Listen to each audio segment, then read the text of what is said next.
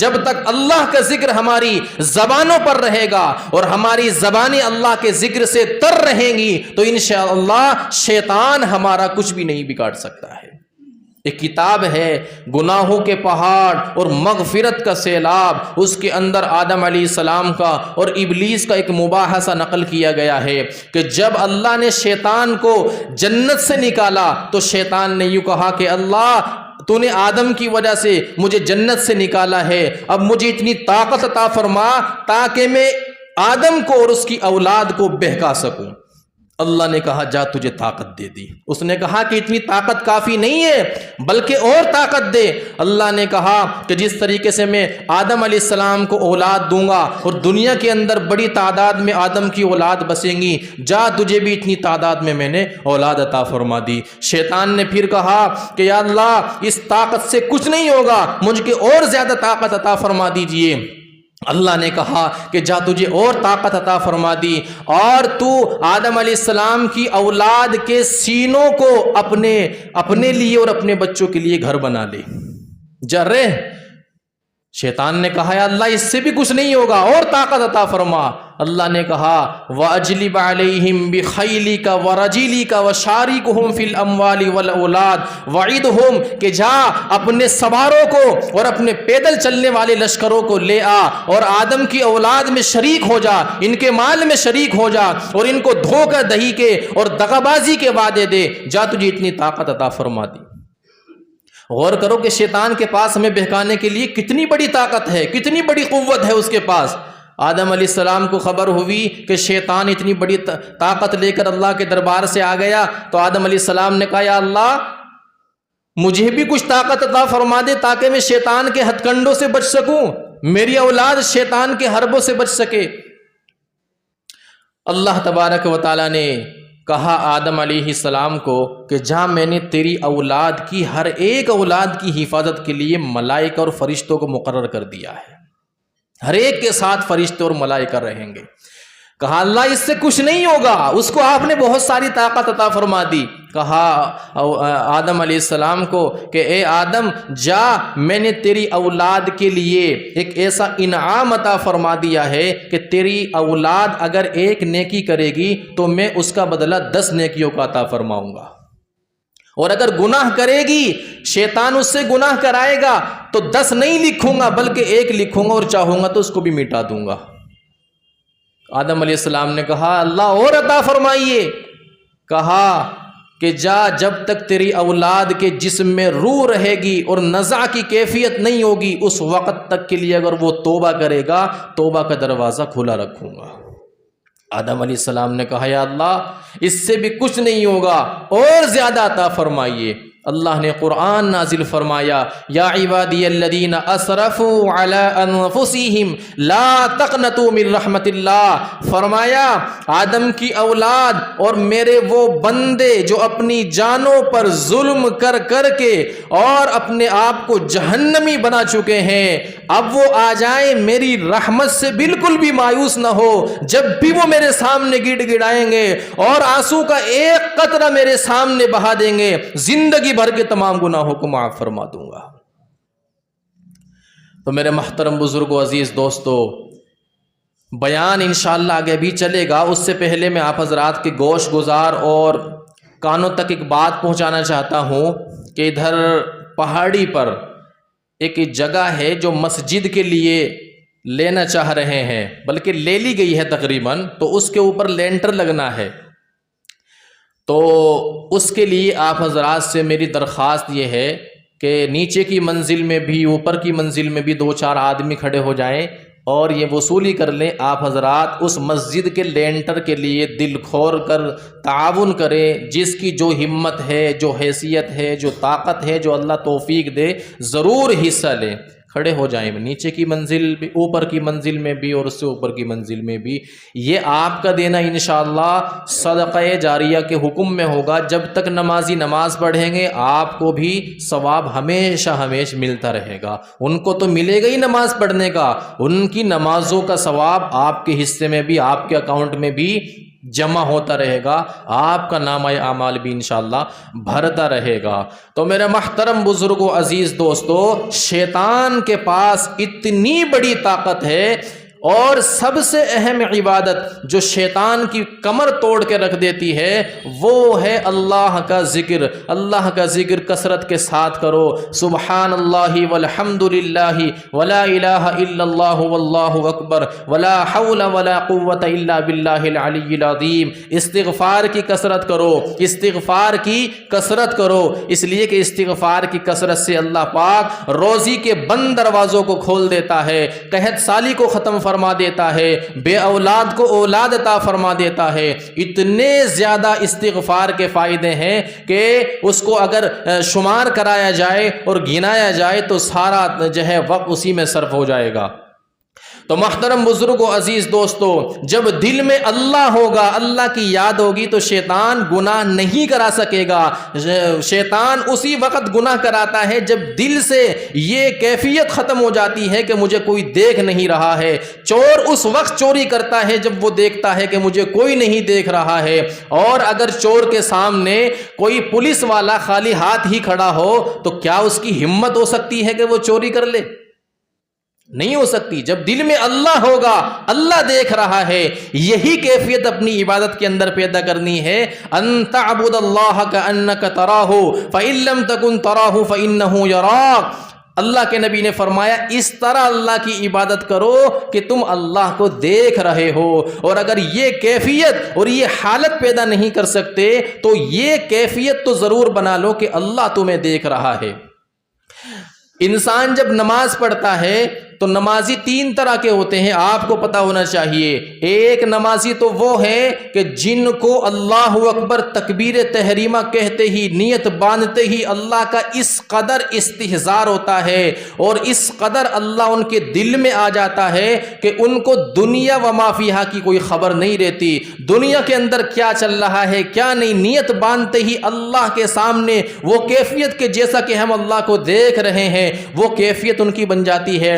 فرمایا ایسے لوگوں کی نماز اللہ رب العزت فوراً قبول کر لیتے ہیں۔ اور دوسرے وہ نمازی ہیں کہ نیت باندھی اور جو ہے نیت باندھتے ہی کبھی دنیا کا خیال آ گیا اور کبھی اللہ کا خیال آ گیا، اور قیام کی حالت میں اللہ یاد تو رکوع میں اپنی دکانیں یاد، اور سجدے میں جو ہے کوئی دوسری چیز یاد۔ یعنی ان کی یہ کیفیت ہوتی ہے کہ کبھی نماز میں اللہ یاد آ گیا اور کبھی غیر اللہ یاد آ گیا۔ تو اس کے متعلق اہل اللہ لکھتے ہیں کہ اس کی نماز ہوگی مغفور، پہلے والوں کی نماز ہوگی مقبول اور اس کی نماز ہوگی مغفور، یعنی اللہ چاہیں گے تو معاف کر دیں گے اور قبول فرما لیں گے۔ اور تیسرے وہ نمازی ہوتے ہیں کہ جیسے ہی نیت باندھی اور فوراً ان کا دل جو ہے اپنی دکانوں کے حساب میں چلا جاتا ہے، اپنے کارخانوں کے حساب میں چلا جاتا ہے، اور فوراً ان کا دل جو ہے غیر اللہ میں چلا جاتا ہے۔ یعنی ایک رکن کے اندر بھی ان کو نماز میں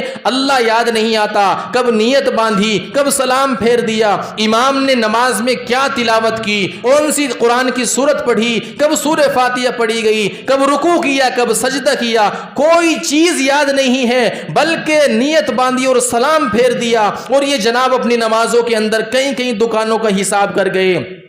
فرمایا ایسے لوگوں کی نماز مردود ہوتی ہے۔ حدیث میں آتا ہے اللہ پاک مسجد سے نکلنے سے پہلے اس کے منہ پر اس کی نماز کو دے مارتے ہیں۔ محترم بزرگوں، آپ لوگ کون سے نمازی بننا چاہیں گے؟ مقبول یا مغفور یا مردود؟ ہے جی، مقبول نمازی بنیں گے انشاءاللہ سب کے سب۔ ہاتھ اٹھا کے کون بنے گا؟ انشاءاللہ سب کے سب مقبول نمازی، کہ جیسے ہی نماز کی نیت باندھیں گے فوراً ہمارا دل اللہ تبارک و تعالیٰ کی طرف متوجہ ہو جائے گا۔ یہ کوشش کرتے کرتے کرتے رہنی ہے، اور اگر یہ کیفیت پیدا نہیں ہوتی تو کم سے کم یہ کیفیت تو ضرور پیدا ہو جائے کہ چلو کبھی اللہ یاد آ گیا اور کبھی جو ہے ہمارا دل دنیا کے اندر چلا گیا۔ کم سے کم تو یہ کیفیت ضرور پیدا کرنی ہے، لیکن اس کیفیت سے بچنا ہے کہ نیت باندھتے ہی فوراً دنیا اور وہ ما فیہا میں، دنیا کی چیزوں میں ہمارا دل الجھ جائے۔ تو اللہ کو دل میں بسانا ہے۔ اللہ کو دل میں بسانا ہے. جب تک دل کے اندر اللہ نہیں آئے گا اور اللہ کا استحضار، اللہ کا خوف نہیں آئے گا، میرے محترم بزرگوں، عزیز دوستو، شیطان کے ہتھ کنڈوں سے نہیں بچا جا سکتا ہے. آپ کو پتا ہونا چاہیے حضرت عمر رضی اللہ تعالیٰ عنہ کا زمانہ خلافت، رات کو جو ہے گلیوں میں گشت کر رہے تھے اور جو ہے آپ نے ایک مکان کے اندر سے کچھ آواز سنی. چنانچہ اس مکان کے قریب ہوئے، سنا تو ایک بوڑھی خاتون اپنی لڑکی سے یوں کہہ رہی تھی کہ میری بیٹی کیا بکری نے دودھ دے دیا؟ کہا کہ جی اماں دے دیا. کہا کہ کتنا دیا؟ تھوڑا یا زیادہ؟ کہا کہ اماں تھوڑا دودھ دیا ہے. کہا کہ گاہک آئیں گے وہ تو پورا دودھ مانگیں گے، ایسا کر اس دودھ کے اندر پانی ملا دے پوری ہو جائے. اس لڑکی نے کہا کہ اماں آپ کو معلوم نہیں ہے کہ عمر رضی اللہ تعالی عنہ نے منع کیا ہے دودھ کے اندر پانی ملانے سے. اس بوڑھی نے کہا کہ رات کی تنہائی میں اور رات کی تاریکی میں کو کون سا جو ہے عمر دیکھ رہا ہے؟ اس لڑکی نے فوراً جواب دیا، اماں اگر عمر نہیں دیکھ رہا ہے تو عمر کا خدا تو دیکھ رہا ہے، عمر کا خدا تو دیکھ رہا ہے.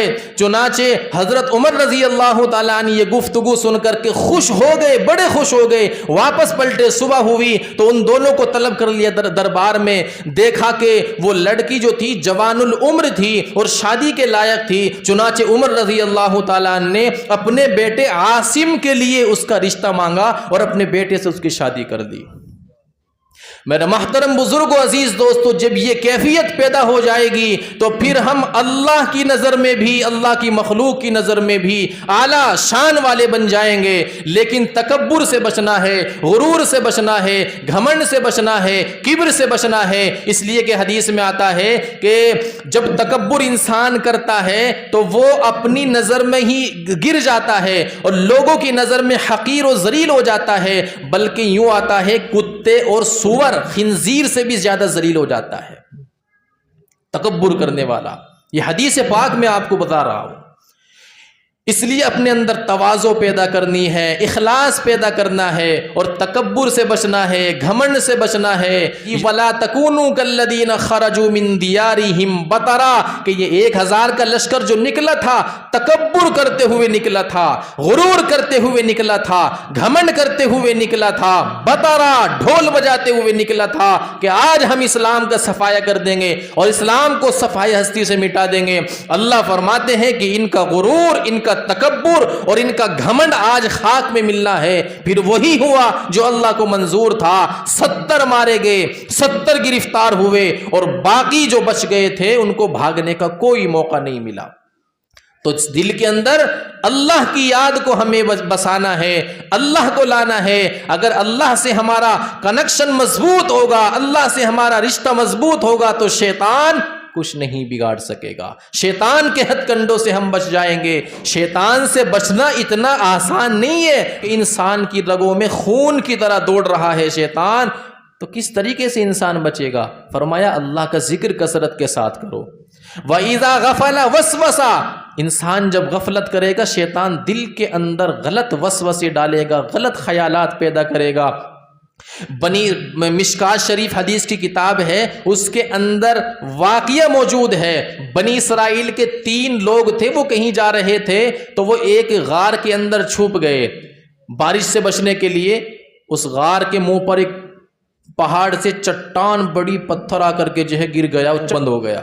تو انہوں نے اپنے اپنے اعمال پیش کیے اللہ کے سامنے. ان میں سے ایک آدمی نے اپنا عمل پیش کیا اور کہا کہ یا اللہ، یہ حدیث کے اندر ہے، یا اللہ میری ایک کزن تھی، میری ایک رشتہ دار تھی، میں جس سے بے پناہ محبت کیا کرتا تھا اور میں اس سے اپنی ناجائز خواہش پوری کرنا چاہتا تھا. میں نے اس سے جب کہا تو اس نے کہا اتق اللہ، اللہ سے ڈر جا، تجھے اللہ کا ذرہ برابر بھی خوف نہیں ہے. لیکن پھر شیطان بہکاتا ہے انسانوں کو، مردوں کو بھی، عورتوں کو بھی. اس نے کہا کہ اگر تم مجھے 1000 دینار یا درہم لا کے دے دے تو تیری خواہش پوری کر دی جائے گی. چنانچہ محنت مزدوری کر کے اس نے 1000 دینار یا درہم جمع کیے اور لا کر کے اس کے سامنے پیش کر دیے. چنانچہ جیسے ہی وہ اپنی ناجائز خواہش پوری کرنے والا تھا، اس لڑکی کے دل میں اللہ کا خوف آ گیا، اللہ کا ڈر آ گیا، اور اس نے پھر کہا کہ اللہ سے ڈر جا اور پردہ بکارت میرا زائل مت کر۔ چنانچہ اس طریقے سے وہ نوجوان کہتا ہے کہ جیسے ہی اس نے یہ جملہ کہا، میرے دل کے اندر بھی اللہ کا خوف اس قدر آ گیا کہ میں فوراً اس غلط کام سے اور زنا سے میں نے توبہ کر لی اور میں وہاں سے فوراً ہٹ گیا۔ چنانچہ اللہ سے کہتا ہے، یا اللہ اگر تجھے پتا ہے کہ میں نے یہ عمل صرف تیری رضا کے لیے کیا تھا، اخلاص کی بنیاد پہ کیا تھا، اللہ تیری خوشنودی کے لیے کیا تھا، یا اللہ یہ جو پہاڑ کے اوپر اور غار کے منہ پر جو یہ چٹان پڑی ہوئی ہے، یا اللہ اس سے ہٹا کر کے ہمیں نجات عطا فرما دے۔ چنانچہ حدیث پاک کے اندر ہے اللہ نے اس کی دعا قبول فرمائی، اور غار کے منہ پر جو چٹان پڑی ہوئی تھی اللہ پاک نے اس کو ساری کو ہٹا دیا، اور یہ تینوں بندے صحیح سالم باہر نکل آئے۔ تو محترم بزرگ و عزیز دوستو، خواجہ عزیز الحسن مجذوب رحمت اللہ علیہ اتنے بڑے اللہ کے عاشق تھے کہ ان کا نام ہی مجنوں پڑ گیا تھا، دیوانہ۔ وہ کہتے ہیں انہوں نے اللہ سے یہی کیفیت کو مانگی تھی، یہی کیفیت اللہ سے یوں کہتے ہیں، یا اللہ میں نے اس دل سے دنیا کی اور دنیا کی چیزوں کی محبت کو سب کو نکال دیا ہے، اور اس دل کو صرف تیرے لیے خالی کر دیا ہے۔ یا اللہ یہ دنیا و ما فیہا کی چیزوں سے خالی ہو گیا ہے، یا اللہ اب تو آ جائیے، آپ اس دل کے اندر سما جائیے اور اپنا اس کو ٹھکانہ بنا لیجئے۔ تو ان لوگوں نے اپنے دل کو اللہ تبارک و تعالیٰ کا گھر بنا لیا تھا اور اللہ کی رہائش بنا لیا تھا۔ تو محترم بزرگ و عزیز دوستو، کہنے کا مقصد یہ ہے کہ ہر وقت زبان پر اللہ کا ذکر ہونا چاہیے، درود پاک کی آپ کثرت کریں، جتنا زیادہ آپ درود پڑھیں گے اور درود کی کثرت رکھیں گے، اللہ پاک کی اتنے زیادہ آپ محبوب ہو جائیں گے، اتنے زیادہ اللہ پاک کے آپ محبوب ہو جائیں گے۔ کیوں؟ اس لیے کہ قرآن کہتا ہے قُلْ إِن كُنتُمْ تُحِبُّونَ اللَّهَ فَاتَّبِعُونِي يُحْبِبْكُمُ اللَّهُ وَيَغْفِرْ لَكُمْ ذُنُوبَكُمْ۔